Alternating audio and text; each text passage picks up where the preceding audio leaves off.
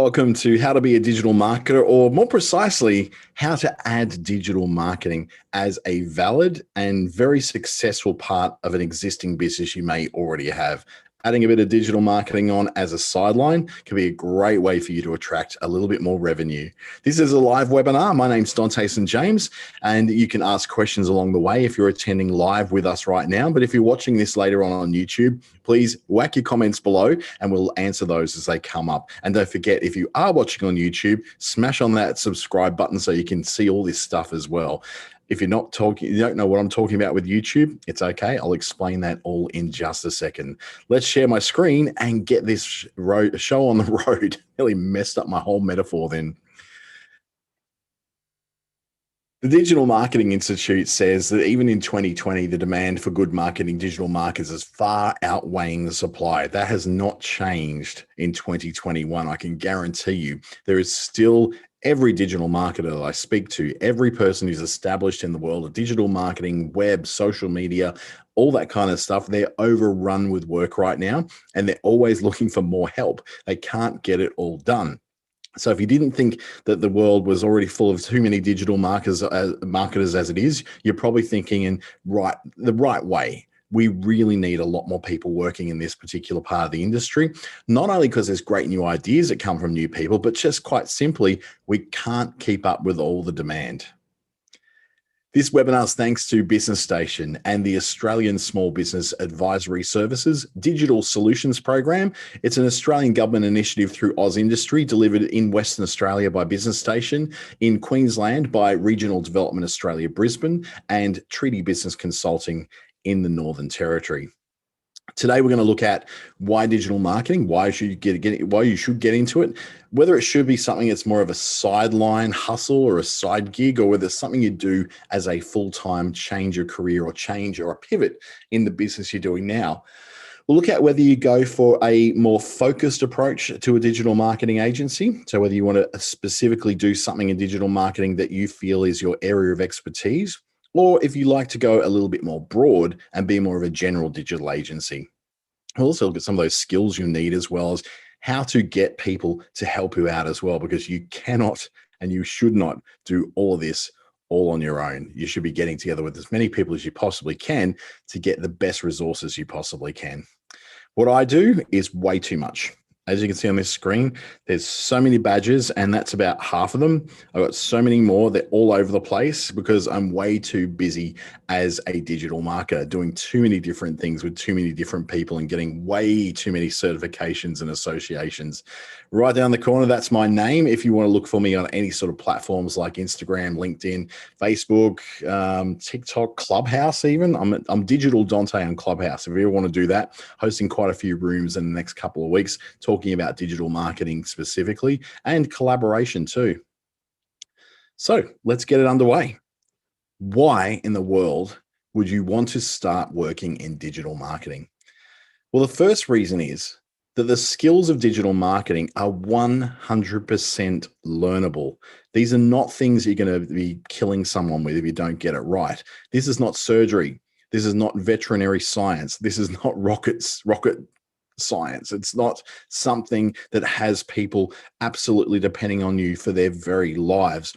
The skills in digital marketing are 100% learnable, and I'm going to show you where to get those skills a little bit later on without you having to pay even a cent in lessons or degrees or certifications. Now, the good thing about digital marketing is that unlike some areas of business, you don't have to be everything and you don't have to do everything. You may be asked to refer people to those who do everything, but you yourself won't have to do everything in the digital marketing world. And the third reason is because there is still a vast and great demand for it, and there's all kind of niches.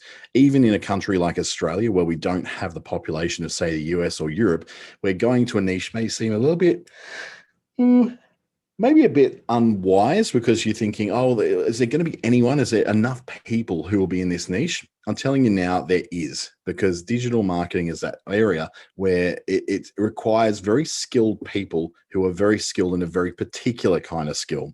So you can't always be in a position where you can offer the same sort of thing that you're doing in your business now, because that business may come up, it may come down. Having a digital marketing sideline business, particularly that's related to and sort of runs alongside the business you do now, means that you become not only an expert in what you do as your regular business, but you also get the opportunity to be an expert in marketing businesses that are just like yours.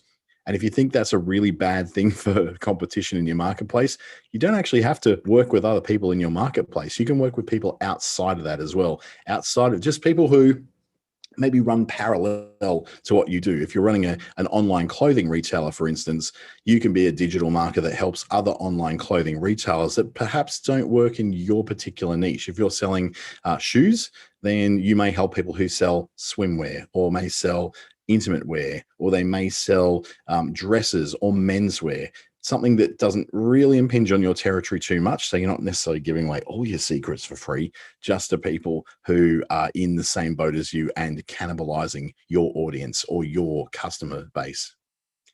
So my own journey has been a very weird one. This is not the average marketer's journey. My first life was as a doctor, as a psychiatric registrar through Royal North Shore Hospital in Sydney, Westmead Hospital in Sydney. I've done a bit of work in Dubbo Base Hospital in Western New South Wales as well. I hated being a doctor. It wasn't for me, even though I spent a decade studying and about 3 years practicing. I came to the conclusion that this was not the road I was going to go down. I didn't kill anyone, but I didn't want to be in the position where my lack of passion for what I was doing was going to lead to me killing someone. I've also been a radio presenter. I was working on Hot 100 in Darwin. I've worked with Nova in Perth, Juice 107.3 on the Gold Coast. Who else? I'm missing a big one. 7HO FM in Hobart, and did some very national spots across Tasmania and across the rest of Australia as well. Radio was great. It was a lot of fun. Doesn't pay particularly well unless you become super famous or you're a reality TV evictee from like a Big Brother house or something like that, and you've managed to get in the radio and they want you because of your star power. One little thing, though, is that I failed at my first two businesses. The first one that I tried to start was a video production agency for ads on television and radio. That didn't go so well. I wasn't very good at running a business, so that one kind of went crash. Quite an epic little crash, that one. Cost me a lot of money. The next attempt I had was at building an app that was going to be a rewards app for small businesses. So think about Flybuys, think about Woolworths Everyday Rewards, that sort of thing, but scaled down to lots of small businesses. That, of course, cost me a lot of money in development, cost me a lot of money in iPads in shops, and has quite a funny story attached to it that I'll tell another time. I also gained bits and pieces of skills along the way, doing all sorts of things. So in my radio job, I actually moved into becoming a digital person within that radio network for the next 8 years. And eventually I was pushed out of my job in 2017, gave another business a try. It didn't really take off. So I just sort of left that there and got out before it became a massive problem. And then I finally started a digital agency. And this is the particular agency that had succeeded. And part of this digital agency was that I went in as a disruptor to the market I was in. So I was operating in Darwin. I went in at 90% less the cost for a website than the competitors in the market. It certainly got everyone's attention. It certainly got me a big market share, but it was not profitable. And it was never meant to be. It was meant to be an introduction to get my name out there and the brand out there. I sold that agency about 2 years ago to my first employee of the agency. He bought it. He streamlined it. He changed it quite dramatically and made it a very, they changed the pricing to be much more sustainable. And then I just recently bought it back from him. So I started another agency that's more along the lines of SEO. And I've started another business around training people in digital marketing. But I actually bought this original agency back literally just a month ago. So it's something that's very fresh, and I'm sort of positioning that because I love the brand, and it's kind of like my original baby that seemed to work. I just didn't want to let it go quite that easily. So starting out when it comes to your digital marketing, now we're over my stories, enough of my stories already, is to get an idea of whether you want to go all in. So you're wanting to start a completely new business in digital marketing, or whether you're looking at more of a side gig. Now, the recommendation is usually from, I've been in quite a lot of conversations lately and had dinner with a guy called Mike O'Hagan, who started out a business called Mini Movers, who operates mostly in Queensland, but right across Australia now, offering local removalist services. He's never done removals in his life. He started that as a side gig to things he was already doing. So when he created that side gig, he had sort of, I guess, an idea that it was a bit of an insurance that if this thing failed, he still had another job to lean back on. He wasn't putting all his eggs in the one basket. When you go all in, you want to be sure that you've got everything lined up and you've got clients ready to go, because if you don't, that can be a nasty, nasty situation. The side gig, though, allows you to test ideas, test things out before you get started and get too heavy into it, and make sure that you've got something which is not just working, but is sustainable for the long haul. And that's what you really want to create. There's either a business that's going to be sustainable enough for you to basically live the life you want to live, or you build a business to a point where you sell it and it goes on to someone else who then does what they want to do it, and you do the next thing that you want to do. I've done a bit of both. So I've got one business right now that I put a lot of time in, as one I do want to keep and nurture and grow up. I'm a bit, I wouldn't say I'm married to it, but it's something which I've got a very personal investment in. And then there was Clickstarter, which was my agency that I've recently bought back, that I did sell off originally because I just, not that I didn't care about it, not that I got bored of it. I just, it was in my way of doing other things. And now I've been able to get it back a lot more lean and a lot more steady and sturdy.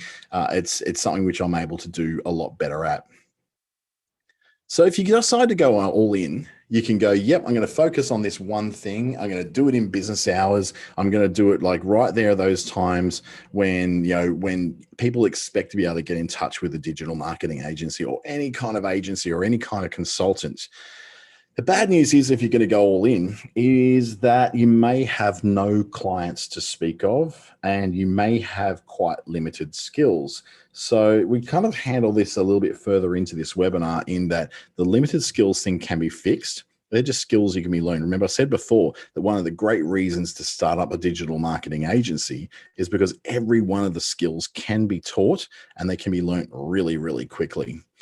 What you need to do with starting up your own digital marketing agency and going all in is you have to get very comfortable with the idea of selling, because you're going to be doing a lot of it. You're going to be doing a lot of what we call discovery calls or free sessions, or you're going to be speaking in front of people. You're going to be doing a lot of things that involve you expressing what your expertise is in front of people, so they know that you are someone who's trusted and able to deliver what they say they can deliver. Now, what some of the things you love is learning the skills as you go. That can be a really great thing, because you don't have to know everything all at once. You can learn the things as they come up or as you go. You can start off with the one thing that you're particularly good at, particularly skilled at, and then grow it out from there. One thing you do need to do, though, you need to start mentoring, advertising as soon as possible. So you're not going to be able to do this with no clients to start with, just by simply going with word of mouth and hoping that your friends and family can, send people your way. If you're like me, and pretty much none of your friends or family have ever had anything but jobs rather than owning businesses, they're not going to know other businesses that they can refer to you. They just know other employees. That's what their life is full of. They're employees. They've known employees. Most people are employees and not business owners. And these days, yes, there's a lot more people getting into the side gig thing, but the basic is that most people are not related to business. They use businesses. They are not businesses themselves. So you will need to advertise to get your service out there to people who do require what it is you're able to sell and what you're able to do. Another thing I'd say is get yourself mentored by another marketer. It doesn't have to be a Grant Cardone or a Gary Vaynerchuk or a Murray Smith or one of those superstar marketing nerd mentors that are out there in the clouds around America and the rest of the world. You can just get yourself connected to your local marketing dude or gal who really understands how this industry works and understands the difficulties you're going to go through, and can help be someone to sit down and talk to. Now, I've got a couple of guys that I mentor, young guys who have kind of attached themselves. I didn't go looking to be mentoring people. They just kind of attached themselves to me. And we're in this process of, they learn from my mistakes, and I'm able to give them some advice along the way, which helps them to, I guess, to skip those mistakes and go straight from whether it's starting to accelerating them to a place where they are not likely to make those same mistakes that I did. So getting mentored by another marketer or someone in a similar kind of area also keeps you very, very relevant within the industry you're in. If you're just going and asking any old person for advice about digital marketing, you're likely to be disappointed because they're not going to know too much about this industry, how it works, what it does. They're going to talk to you maybe about things like profit margins of 30%, where the profit margin in a digital marketing business is more like 300%. It's a very different set of circumstances and very different sales cycle to what you'd have in general retail as well. Now, let's just say you want to go down the side gig path. You don't want to go into this full time. You just want to sort of try it on for size. Give it a bit of a go, see if it works. And if it does, you might grow it out. Or if it doesn't, yeah, you might shut it down. You can take your time to make money. This is a good thing because you're not really putting a heck of a lot of money into it, and this thing's not paying your bills. Hopefully it will one day, but for now, it's not the primary thing that's paying your bills, and allows you to use the context where you are. So if you're working in a marketing or sales related role where you are, it allows you to build a little bit of a customer database. So you're out there maybe selling, when I first started up my digital marketing agency in Darwin, I decided to work for a local channel,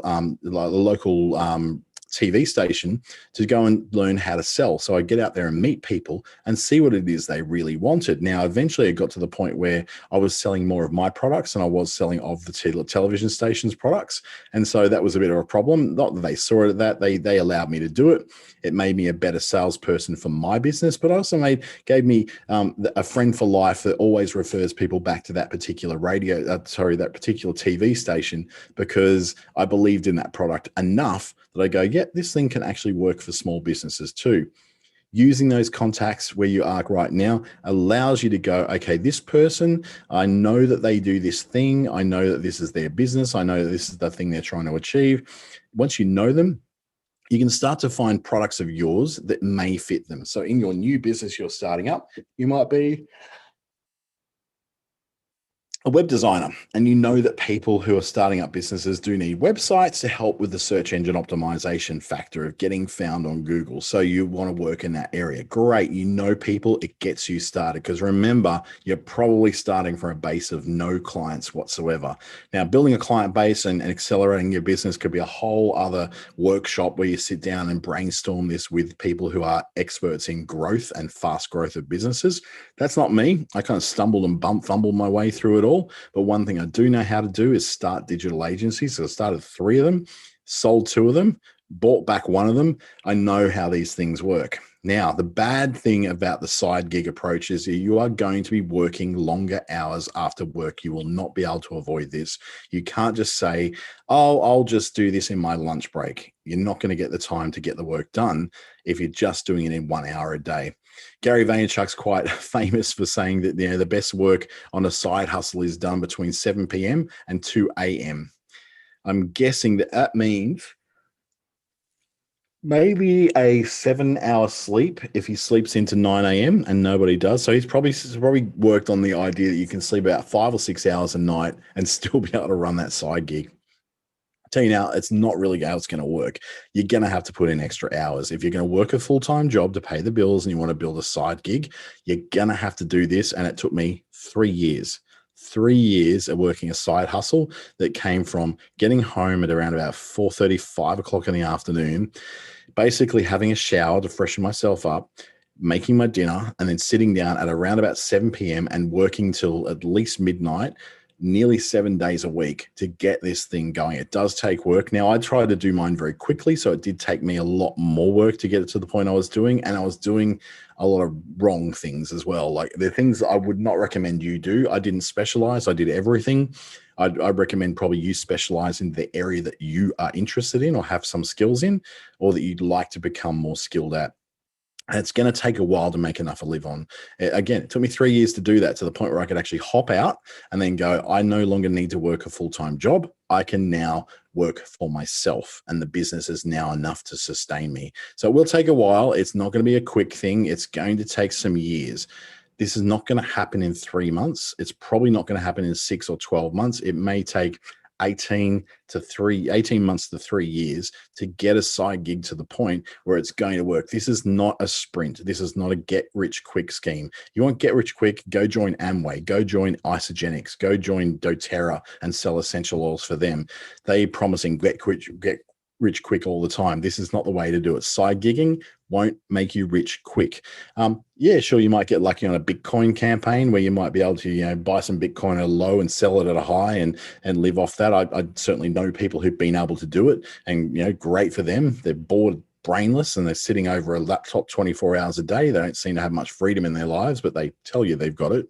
It's going to take a while. What you're going to need to do is find out what people actually need. So you're going to go in with your set of skills. Let's just say you know how to build a WordPress website. So you need to go out and find out whether people actually need WordPress websites. So if you find out when you get out there that they don't need it, you go, oh, okay, well, maybe I need to skill in some other area. You need to find out where the gaps in the market are. Now, in the market that I went into, the gaps were in small businesses who weren't able to afford $10,000 to $15,000 for the most basic of websites. It seems like, when I did this about 4 or 5 years ago, it was ridiculous when I went in there and saw how much I was charging for the very basic style of website. And this one particular dominant agency was spending between $20,000 and $25,000 for something which is like a 5-page website. It was just out of control. They really were taking the piss because they had this market cornered. They'd had been pretty much, unaffected by competition in 25 years. I walk in and charging people around about $600 for the same thing. It changes the marketplace just a bit. So I found that gap, took advantage of the gap, built a market presence, made sure I had a share of that market for myself, and pretty much carved out the cheaper end of the market and took away all the work that they would normally get. Now, it wasn't sustainable and it wasn't meant to be. I was doing it to just disrupt the market and then correct it again in a couple of years.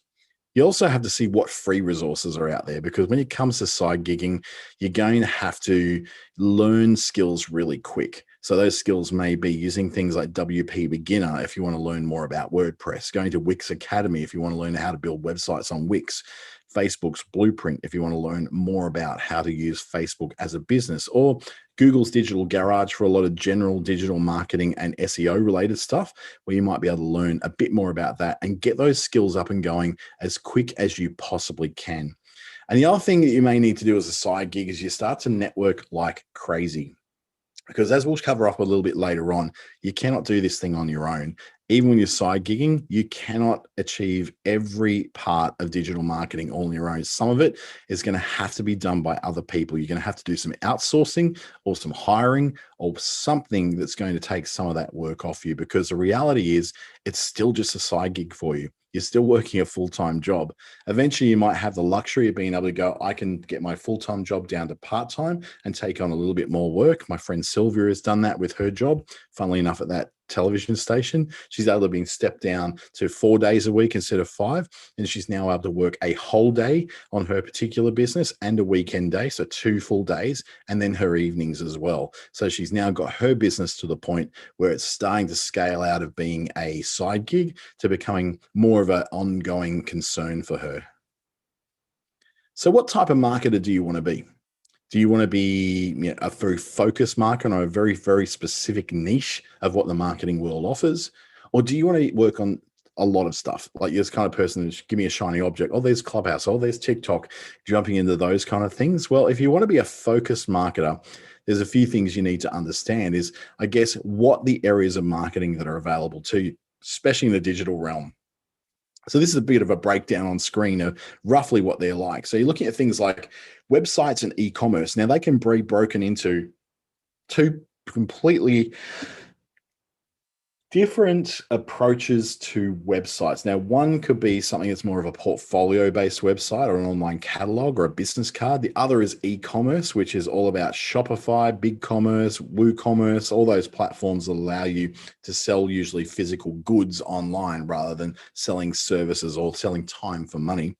So websites and e-commerce, I've kind of bundled them together as one area because if you're building websites, at some stage, you'll probably be asked to build an online shop. And if you build online shops, at some point, someone's going to ask you to build a non-e-commerce website as well. So let's collapse those together. The second one is social media. This is paid social media. It could be organic social media. It could be setting up social media profiles. It could be even social media strategy. Anything to do with social media. I've collapsed that all together into that one little purple thing there. Search engine optimization. Now, these top three here are what I call the big three. Websites, social media, and SEO are the big three when it comes to where most of the attention goes and what most of the money that goes into digital marketing goes towards. So people who build websites, people who work on social media, and people who work in search engine optimization. That is basically the art of getting people's ranking higher up on Google. Then there's search advertising, what they call SEM, search engine marketing, which is basically Google ads at its very core. Just Google ads. There's not really much else but Google ads out there when it comes to search marketing. It's certainly Bing ads are like, I don't know if anyone really advertises on Bing ads in Australia, but that's where search advertising is. Then you've got graphics and graphic design. That's being commoditized heavily by things like Canva coming into the market, and a lot of graphic designers who do very basic stuff are now out of work, not able to do much graphic design at all, but the really good ones that do high-end stuff are still like getting lots and lots of work. The next area is copywriting, which is the writing of stuff to go on the websites, the writing of stuff to go on the social media profiles, and the writing of stuff to go in things like leaflets and flyers and newsletters, email newsletters, all those kind of things. Then we've got video marketing, which is all about YouTube and making videos to go into video sales letters, making, it's not even necessarily video marketing, it could just be video production to making video content for social media, video content for YouTube, TikTok, Snapchat, any of those kind of marketing platforms and online social networks that are very heavily influenced by video content. Then you got sales funnels, which is a whole completely other thing. I bundle that together with a thing called conversion optimization. Now, sales funnels and conversion optimization are basically the process of following along and taking advantage of what the customer's journey is. We'll cover that a little bit more detail just a sec, because it's quite a deep area and it takes a lot of very specific skill to get into. But if you can get into it, it's also quite lucrative as well. And then finally, email marketing, which is working with things like MailChimp, MailerLite, all the different mail platforms, including things like ActiveCampaign, which is to do with lead nurturing and attracting leads and working them through the process of emailing people to remind them that you exist or send them newsletters, or to take them from being completely unaware of you to submitting a lead, which you then nurture through a series of emails that we call email marketing. So they're the broad areas that you can focus in on, but each one of these broad areas has lots of sub areas as well. As you'll see with websites and e-commerce, you could be doing WordPress websites, and on WordPress, there's also WooCommerce stores, which are an online store that exists on the WordPress platform. WordPress represents something like over 70% of all system-based websites in the world, and something like 39% of all websites on the planet are built in WordPress. It's by far the biggest platform, well above everybody else. In fact, it's kind of like almost to the point now where it's almost the size of WordPress it's as big as everybody else combined when you look at the systems that people can use to build websites with. You could be someone who specializes very specifically in the Shopify platform, which is one of the biggest of the online stores. So WooCommerce is the biggest, that runs on WordPress. The next biggest store is Shopify. Then you got Wix. You might be a person who specializes in that particular platform of DIY or do-it-yourself software to build websites.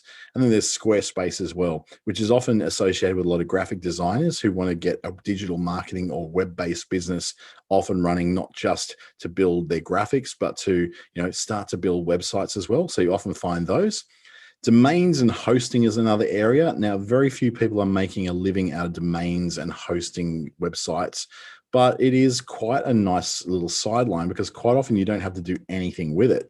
My own hosting service at the moment probably brings in something like $2,500 of revenue per month just on hosting websites on someone else's web server through other resellers. Like it's something which I don't have to think about. It's all billed for, it's all done. It's just revenue that comes in. Yes, it costs me then to actually buy that hosting, but it's priced at such a level that it still brings in $2,500, almost like clockwork, that I don't have to think about and don't really have to do much with.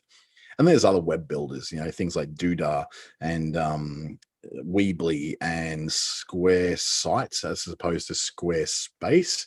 Lots of different platforms you can build things on that allow you to build a business around building websites, essentially. That's just websites. Then social media is a whole other Pandora's box. And as you know, with social media, Facebook's kind of the gorilla in the room. Instagram, you combine those two together, you pretty much got 80% of the zoo. Then you got LinkedIn. So you might be a LinkedIn professional, someone who works very, very specifically with organic work on LinkedIn or paid advertising on LinkedIn. You might be someone who works on posting onto social media platforms. You may have access to posting strategies that you put through systems like Hootsuite or Social Pilot or Sendable or Planoly or one of the many, there's so many on Sprout Social systems that you can plan out social media content to go out automatically to different people at certain times and strategically match it with whatever the customer or the client's intentions and goals and objectives happen to be. You might be someone who prefers to work in paid ads. There's a lot of people who just work just on Facebook ads. They don't do Facebook posting, they just do Facebook ads. And it's quite lucrative because when you can add the creative side of that, means that you can charge, $300 for a campaign, but you're only spending, say, $150 of that on the actual ads themselves. You can be someone who's in those emerging platforms like Instagram Reels and TikTok or Clubhouse. There's YouTube marketing. It's a very specific area of social media where you're managing contents and communities on YouTube and providing getting lots of feedback to provide new content on YouTube channels. And you could be someone who specializes in setting up social stores. There's a lot of demand for people who know how to work with the Facebook Commerce Manager to set up stores that you can sell retail items through Instagram specifically, but also on Facebook itself. Social stores are a very big area of growth. Then we go into SEO or search engine optimization. There's lots of different areas of this as well. So you can sit there and be very, very focus on SEO as the area of your business, but you may want to specialize on specific parts of SEO. It could be the stuff that happens on web pages. So the stuff that is all about, the stuff that you can write. So it's all to do with titles and text and the way things are written in order to get people to find you on, say, Instagram or find you on Bing and find you on Google and find you on search platforms like that. You could be someone who's in off-page SEO, which is all about building links back to websites on behalf of other businesses. Content marketing is a very SEO thing. And it's related to providing the right sort of content that attracts people's searches. They go and consume that content and then can interact with you as a business. Technical SEO is for those eggheads in the room who understand how web servers work. It's basically all about speed of a website loading. Voice SEO is all about making things appear in what they call structured snippets. So structured data and snippets, which is below, but specifically for Google Home devices and to a lesser degree, Amazon Echo and Apple Siri devices as well, like the HomePod. I think it's called HomePod, the little speaker they make at Apple. You can do stuff with structured data and snippets, which is all about getting to the highest of high points of search results in your particular niche by ensuring that when people are searching for you, they find you and they find you at the very top of Google results in one of those things where it's answered the question that they're asking and previews that answer in the Google result rather than making you go off to a site to see that answer. Local SEO is a different area of SEO, mainly geared around the Google My Business product. So the Google My Business product is like your own business's personal place on Google, where you can put all the information about your business. And that is a very specific area of SEO, and probably the first area of SEO that most people do get into. And then, of course, e-commerce SEO, which is all about finding products and finding retail items through search on Google. And so people can buy that from your website and be found on Google for the search of what they're actually looking for. Search advertising can be broken down mostly into Google ads. That is mostly where it's going to be. Bing ads, Yahoo search ads to a very much lesser degree. But then you're looking at commerce search ads. So the same way we're looking at commerce SEO, there's also a specific branch of search advertising, which is about listing paid ads for specific items to buy. That can then be in the same as branding search ads. So you can look at, when people you're working on the branding aspect to get people to search for a brand rather than searching for a service. So for instance, if you're Coca-Cola, not many people are going to search for cola. They're going to search for Coke or Coca-Cola. So they know what they're searching for, and they look for a very, very specific brand for that.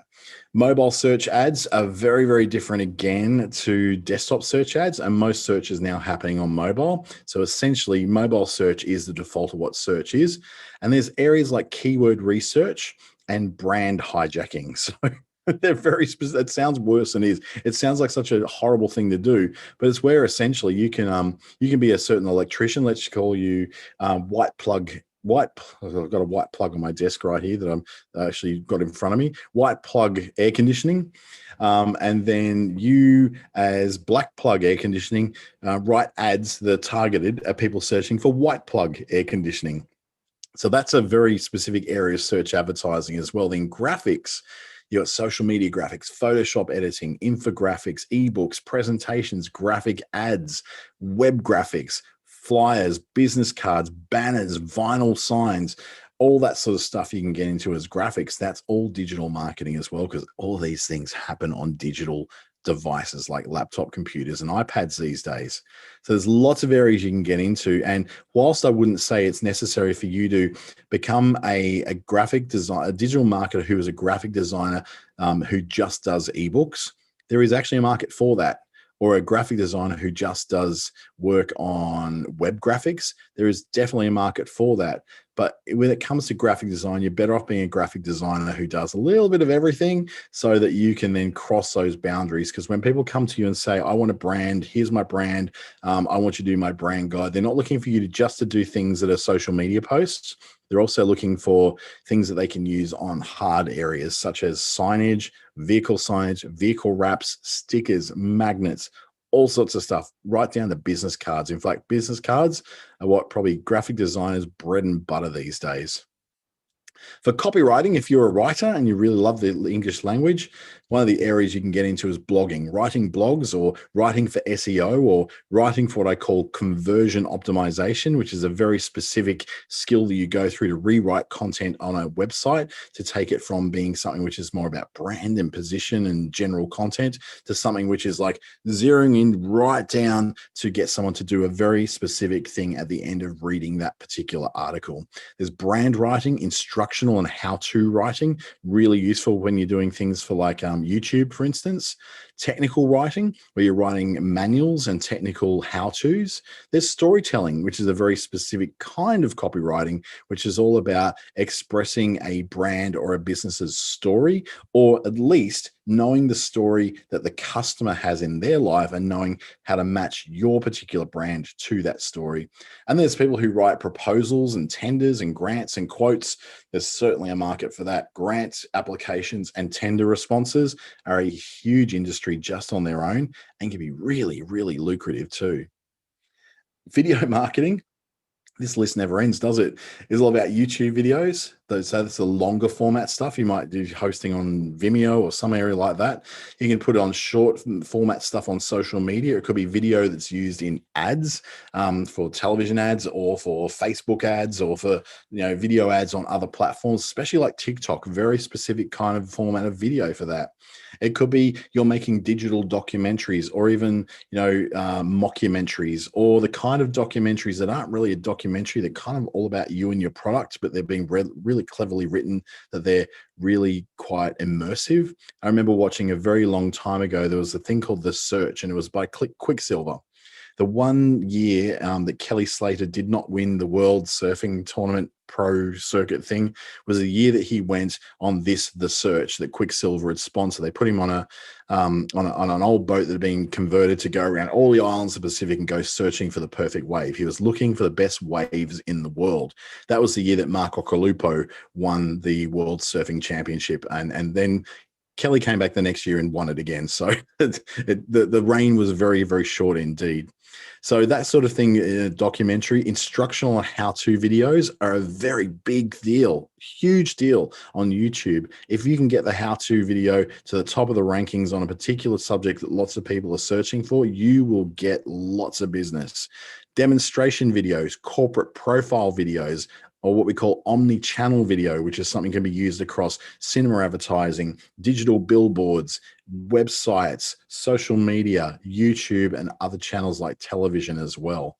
So that's just starting on video marketing. Then there's sales funnels, which is all to do with marketing automation. So people come into your funnel, they give you an email, they go through 37 steps of conversation before they finally go, oh, shut up, I'll just buy this thing, just stop emailing me. Or using particular platforms like ClickFunnels, this is probably one of the more popular ones out there because they do a lot of the work for you. You'd be someone who builds landing pages using things like WordPress, Google Sites, ad pages, lead pages, all those different kind of products that allow you to build sites or like mini sites, just landing pages where people land on for a very specific deal or offer or something that doesn't really fit into the rest of your websites. You could be working on things that we call top of funnel branding, which is all about getting people very interested in something enough to be able to hand over their email address. Middle of funnel nurturing, where you're writing material and creating sequences of contact that happen from people who have already given you their email address, right down to bottom of funnel conversion, which is what I called conversion optimization a little bit earlier. And that's about writing content and materials and sequences in different pieces of software that allow you to take those people who you've got their details and you understand who they are and they've had lots of contact with you to finally shut up and buy your product, right? Then there's people who are very much into customer relationship management systems, which these days double as marketing automation systems. And of course, that big one down the bottom, conversion optimization, which is one of my favorite topics and something I like to actually work in. And then finally, email marketing, MailChimp, A/B testing for emails. You could be someone who's very much into email marketing automation, CRM integration with customer relationship management systems and email systems. You could be someone who specializes in a system called Active Campaign. You could be someone who specializes in a system called HubSpot. There's lots of other automation systems. Also, that conversion optimization, which is getting emails out to people that convert directly to sales. Commerce email marketing is another area that can be really interesting to get into. If you're someone who's sending out a lot of emails to a predefined database to get them to buy a specific product at a specific time, you can have these most amazing databases that are what they call segmented into lots of different pieces, so that on Tuesday at 3 p.m., we know that people are shopping heavily for shoes. So we've got our shoes email going out, but half an hour later, we've got our lipstick email going out with people who are going to buy lots of different cosmetics. It's a great scientific approach. Some of this email marketing stuff is really immersive and really interesting. I personally have zero interest in email marketing. It bores the crap out of me, probably because I'm not a person who responds to email marketing. So therefore, it doesn't really interest me. But I'm not the average person. The average shopper does get emails. They do open them, even though 20% of emails of marketing emails ever get opened. That 20% who opens them are big buyers, and they're usually corporate and government and business buyers as well. So the big three areas that we work in as social media agencies, as digital agencies, is in websites. So that includes WordPress, WooCommerce, Squarespace, Shopify, Joomla, which is the little sort of four-pointed thing down the bottom, Wix, Weebly. Then there's social media. Now, social media is a very many splendid and many pointed beast, I guess, of things. Like, so you can't do social media without somehow acknowledging that Facebook is the gorilla in the room. It's obviously the part that you work with, whether you like to or not. But there are people who are very specifically working in very specific social media platforms. So for them, that could be Instagram is where they 100% put their mark. And someone who I used to love working with, who worked exclusively in Instagram and nothing else, was a girl called Brie. And Brie used to just go like, just do the most beautiful content and work with people to do amazing content on Instagram. It was a platform she loved, a platform she advocated for, and she really enjoyed working on it. Then, of course, you might be a YouTube person or a TikTok person or a Clubhouse person or a LinkedIn person. As long as you can find a market, you could be specializing in any of those things. You could be a web agency, a social media agency, or you could work just as a Google agency. So either search engine optimization, which is where a lot of these different agencies go, or they could become a search marketing agency, which is a little bit of SEO, but mostly the selling of Google ad campaigns. So the skills you need to be able to do all these different things, if you want to work on WordPress, you need to understand things like web hosting and domains. You need to understand what cPanel is, because you're going to come across it. Things like page builders that will help you to build out websites a lot quicker than just using themes on WordPress. Things like Divi or Elementor are great ways of being able to build really good pages within websites that are not going to take you days and days and days to build. In fact, I can pump out most Divi websites these days in about 3-4 hours, and they could have 4 or 5 pages and be a complete website. Sell it for $5,000. You've essentially made what, $1,250 an hour. Like, that's pretty good money if you can get it right. You need to have a very good eye for layouts and color use, though. Now, you don't have to be a brand expert. You don't have to be a color expert. You don't have to be, someone who's got an amazing aesthetic interpretation. Your client will lead you largely to what they want. And programs like Divi and Elementor, which lay over the top of Facebook over the top of WordPress as a theme generator, contain a lot of themes built in with them, especially Divi. Divi is really good at this. It contains like hundreds of different themes that are already pre-built into the software. So you just choose the look that you want, and you just go, that's the look I want for every page on the website. All you do is then fill in the details. If you want to work in Wix websites, the skills you'll need is a lot about that good eye for layouts and color use. You'll need to know how to optimize images to be nice and small and fast to load. Wix does some of that for you, but it's like, anything with rubbish in, you get rubbish out. So you want to make sure you put in great optimized images first, that when Wix displays them, it doesn't have to do a lot of work to display those quickly. You're going to have to learn how to copyright the text on your site to make sure you understand the principles of what good copywriting and corporate writing is all about. And just in case you're watching this live right now, I did a thing last night on this, which is writing for business, which covers a lot of this in quite good detail.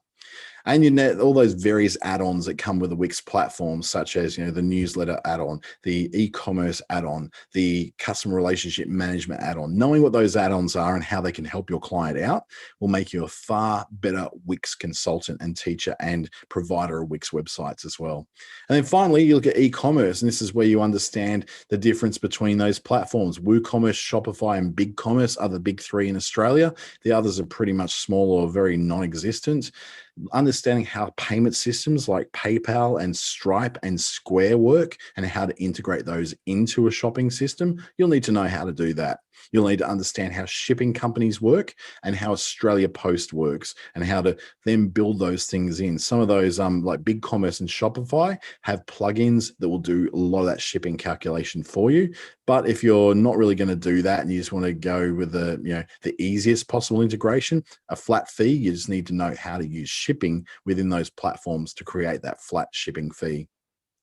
And writing to encourage sales, or that conversion optimization we were talking about earlier, that's a skill you're going to have to learn. And you can learn these skills. Everything in marketing is absolutely learnable. There's so many resources online that are going to teach you this stuff for free. You do not have to pay someone or pay anyone to get their super secrets of Facebook ads or anything like that, because honestly, it's all over the internet. You can go to socialmediaexaminer.com and learn all about social media. You can go to Google's Digital Garage and learn all about Google. Social media skills, and this is where I think most people end up sitting when it comes to digital marketing. They may not be like technical enough to take on the website thing, but they're quite savvy when it comes to the things that people like and how to find those things. So that will make you a social media marketer. So social media skills you need: study the Facebook blueprint. Facebook Blueprint is the first place you're going to go to learn all about how Facebook's family of apps works. Facebook, Instagram, WhatsApp, Messenger are all in there with tons, like hundreds of lessons that show you how to use Facebook as a business. Use the Facebook for Business page. So it's just facebook.com/business. That's where you go to learn everything you need to know about how to use the Facebook family of apps for business. Understanding what content people actually love. Now, this is vital, because if you don't know what people like or love, you won't know what you're producing to put onto these platforms in the first place. Whether you're using Facebook, Instagram, LinkedIn, TikTok, Snapchat, Clubhouse, whatever you're going to use, whatever particular platform you're going to work with, you really, really need to understand what people like and how they think. Then with Instagram, you might learn how to work with feeds and stories and reels and IGTV, understanding how they work, using insights to know what people actually like, and then how to double down those things and not do the things that people don't like. Understanding how to work with local businesses on Instagram, as opposed to global brand. I think the aircon just went off in here. I tend to yawn when I get really hot, and it's got really warm in this room. There's vanity metrics and real results, understanding the difference between what just makes you feel good and what actually is a really good result on social media. And that goes for all platforms. In LinkedIn specifically, you may need to know the difference between what a profile is that's complete and a profile that's not so complete. Understanding the ideas of what networking and online outreach are and how to do those on LinkedIn. The LinkedIn marketing platform and sales navigator are the sales tools, like the ads platforms that LinkedIn uses, and what their place is and when to use them or when not to use them when you're trying to improve a client's presence on that particular platform. For SEO, I don't know why I've stuck in Facebook and Instagram and LinkedIn logos on there. They should all be just Google. But on-page SEO is probably where most people work on when it comes to SEO. And that's where you're using things like Google's Keyword Planner, which is part of the Google Ads platform. Using keyword research tools like SEMrush or Ahrefs are very important places to go. And I've got them mentioned there. Moz, Mangools, Ahrefs are really great for researching what people are searching for, and then giving you suggestions of other things that they're searching for that maybe relate to what people are searching for. So if you're working for, say, a business that's selling a florist, okay, they're a florist, a local florist. What are the things that people are typing into Google that are people who are looking for flowers, or to buy flowers for other people? So some of the great things you use are the keyword planner in Google Ads, but you may use some other tools as well. Understanding what writing you have to do to appeal to better search results. So that's called copywriting for SEO. With technical SEO, you need to understand a range of different websites and different website platforms like WordPress, Wix, Joomla, Drupal, Magento, Shopify, BigCommerce, all those different kinds of platforms, and what you can actually do technically with them to speed them up, because that's mostly what technical SEO is about making them faster. Using things like Cloudflare and other content delivery networks will assist you to be able to get things faster and much more lighter when they're trying to load. Ultimately, you want that website to load like crack straight away within a couple of seconds. Anything over 5 seconds, you might as well just throw out the website and start again, because no one's going to be waiting long enough. And if your competition is running faster than you, they will appear higher up in the rankings than you will. Optimizing your images, optimizing your code, and minification are all things that come in with SEO, particularly in the technical part of it. The Off-site SEO, or off-page SEO, is all about getting backlinks back to a website, because the more popular your website is from links from others, the higher you'll rank as well, as long as those are relevant. So it's getting yourself into relevant directories, being cited in academic articles and in newspapers. Guest blogging outreach, although guest blogging is not really that great for SEO anymore, but it's something which we quite like to do, because if it can still have links back to your website, well, that can only be a good thing as well. And seeking opportunities to link from other people's websites to provide content for them that may link back to your website as well. Now, this bit I find particularly important, because for me, I think it's at the cornerstone of helping you to get things done, because when it comes down to it, you are not going to be able to do all this stuff on your own, not in a heartbeat. You can't do it on your own. It just doesn't work that way. There's a bit of an overlap of different things. So for instance, I define things as digital agency as someone who does websites, social, and SEO at least, right? A digital growth agency, which is designed to make the businesses grow using digital tools, may just use websites and SEO. Digital creative agencies tend to work within the website and social space, and digital marketing agencies tend to work just in social and SEO or Google stuff, right? But if you don't do all those things, let's just say that you need to get work from other people. If you're doing websites and you don't really want to do SEO or don't do it at all, then you need to work with other people who do SEO. And where you're going to find those people without outsourcing to other companies is in the process of networking with other people who do things that you do, or do parallel things to what you do, or complementary things to what you do, preferably in your local area, because then you can have a beer with them or have a wine and sit down and chat and the goss and all that sort of thing, and then build a real relationship with these people, because the interchange between these three main areas is absolutely massive. But what if you walk into the local SEO agency and say, no, bugger off, we make our own websites, we don't need you? Well, you're going to get that. But there's also times when you're not going to get that as well. There's a particular way I did it, which allowed me to work out that I love working on particular kinds of things, right? It's a very handsome photo of me taken probably about 2 years ago, or as I like to call 15 kilos ago. I love working on social media strategy. I'm very good at it. I know what I'm doing with it. It's very, very good work. I love working on search engine optimization. It brings out the competitive little mongrel in me. So I really like working on that. And I like training individuals and groups. Hell, I'm on a webinar now training people, and this is what I love doing. It's in my sweet spot. But what I don't love working on is building websites.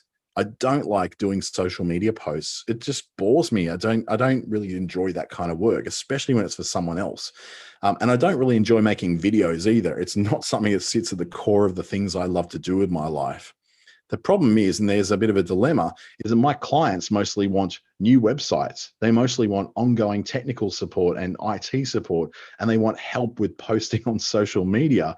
The dilemma is there that I don't like building websites, and I don't really like doing most of that stuff. And I certainly don't like IT support. I hate IT support, supporting people's email.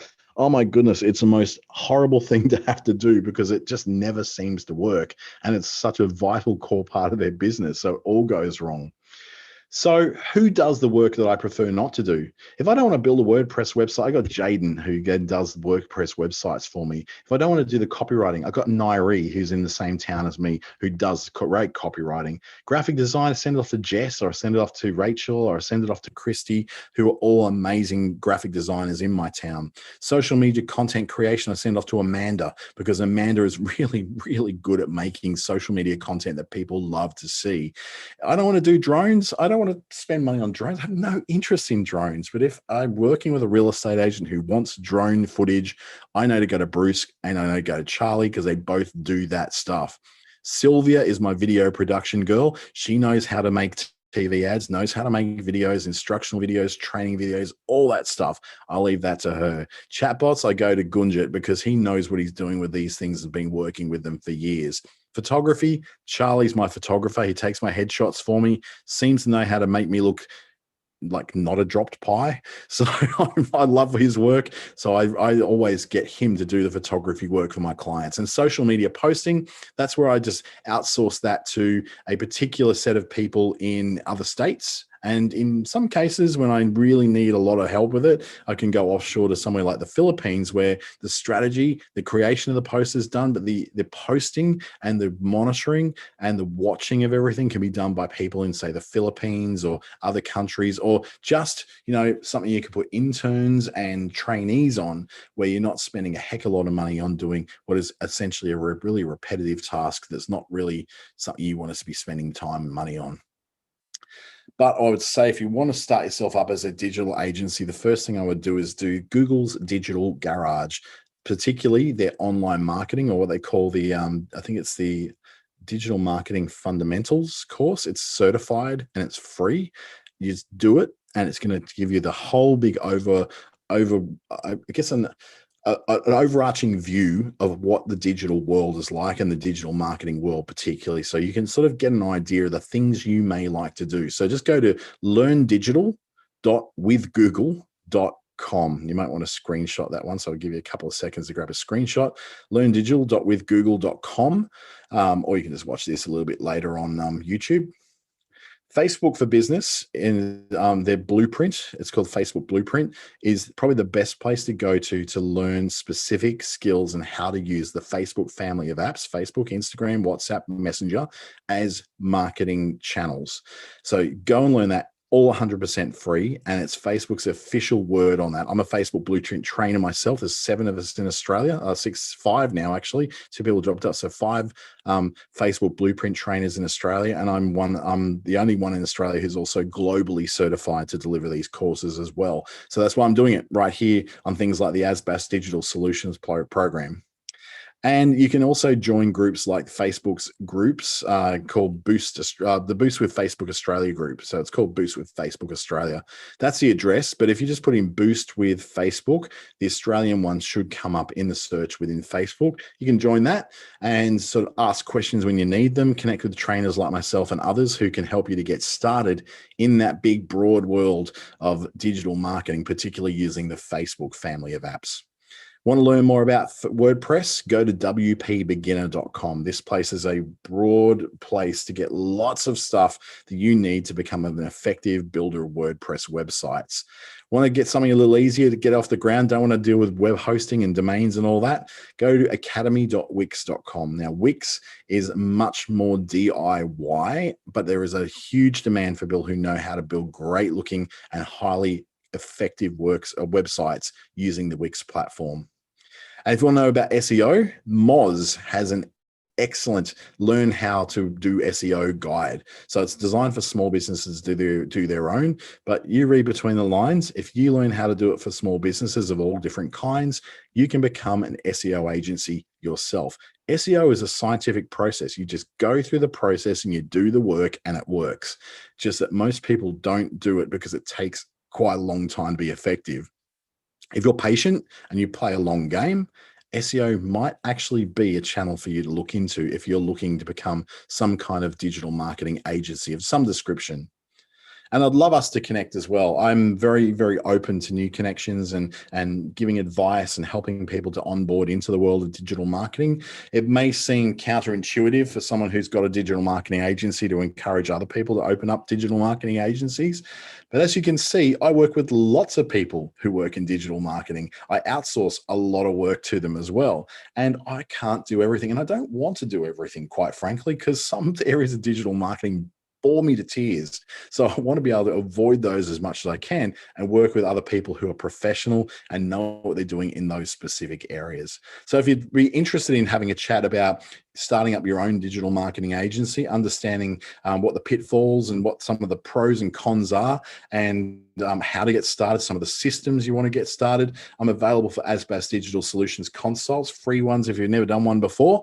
I think it's 44 for your second one, 66 for any after that.